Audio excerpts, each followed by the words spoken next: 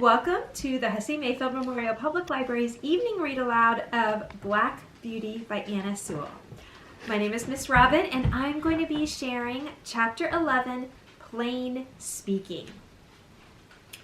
The longer I lived at Birtwick, the more proud and happy I felt at having such a place.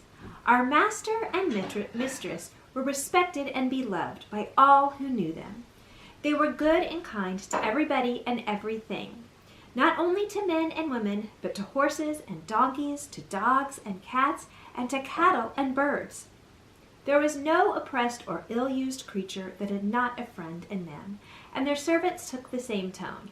If any of the village children were known to treat any creature cruelly, they soon heard about it from the hall. The squire and Farmer Gray had worked together, as they said, for more than 20 years, to get bearing reins on the cart horses done away with, and in our parts you seldom saw them, but sometimes if mistress met a heavily laden horse with his head strained up, she would stop the carriage and get out, and reason with the driver in her sweet, serious voice, and try to show him how foolish and cruel it was. I don't think any man could withstand our mistress. I wish all ladies were like her. Our master sometimes used to speak his mind very freely. I remember he was riding me towards home one morning when he saw a powerful man driving towards us in a light pony chaise, with a beautiful little bay pony with slender legs and a high-bred, sensitive head and face. Just as he came to the park gates, the little thing turned towards them. The man, without word or warning, wrenched the creature's head round with such force and suddenness that he nearly threw it on its haunches. Recovering itself, it was going on when he began to lash it furiously.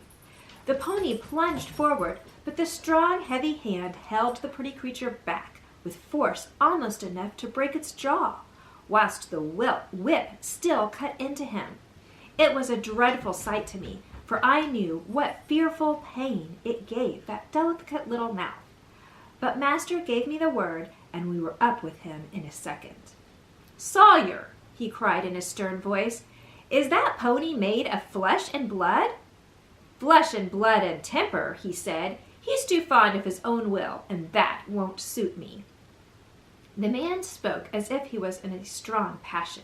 He was a builder who had often been to the park on business. "And do you think," said the master sternly, "that treatment like this will make him fond of your will?" "He had no business to take that turn. His road was straight on," said the man roughly. "You have often driven that pony up to my place," said master. "It only shows the creature's memory and intelligence." "How did he know that you were not going there again?" "But that has little to do with it. I must say, Mr. Sawyer, that more unmanly, brutal treatment of a little pony it was never my painful lot to witness, and by giving way to such passion, you injure your own character as much, nay more, than you injure your horse. And remember, we shall all have to be judged according to our works, whether they be towards man or towards beast." Master rode me home slowly, and I could tell by his voice how the thing had grieved him. He was just as free in speaking to gentlemen of his own rank as to those below him. For another day, when we were out, we met a Captain Langley, a friend of our master. He was driving a splendid pair of grays in a kind of brake. After a little conversation, the captain said, "What do you think of my new team, Mr. Douglas? You know you are the judge of horses in these parts, and I should like your opinion." The master backed me a little so as to get a good view of them. "They are an uncommonly handsome pair," he said, "and if they are as good as they look, I am sure you need not wish for anything better. But I see you yet hold to that pet scheme of yours for worrying your horses and lessening their power." "What do you mean?" said the other. "The bearing reins? I know that's a hobby of yours. Well, the fact is, I like to see my horses hold their heads up." "So do I," said master, "as well as any man, but I don't like to see them held up. That takes all the shine out of it. Now, you are a military man, Langley, and no doubt like to see your regiment look well on parade, heads up and all that kind of thing.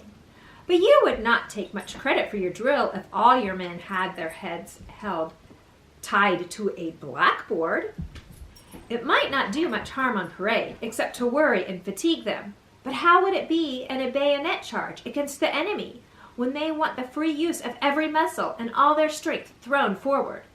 I would not give much for their chance of victory. And it is just the same with horses. You fret and worry their temper and decrease their power. You will not let them throw their weight against their work, and so they have to do too much with their joints and muscles, and of course it wears them up faster. You may depend upon it.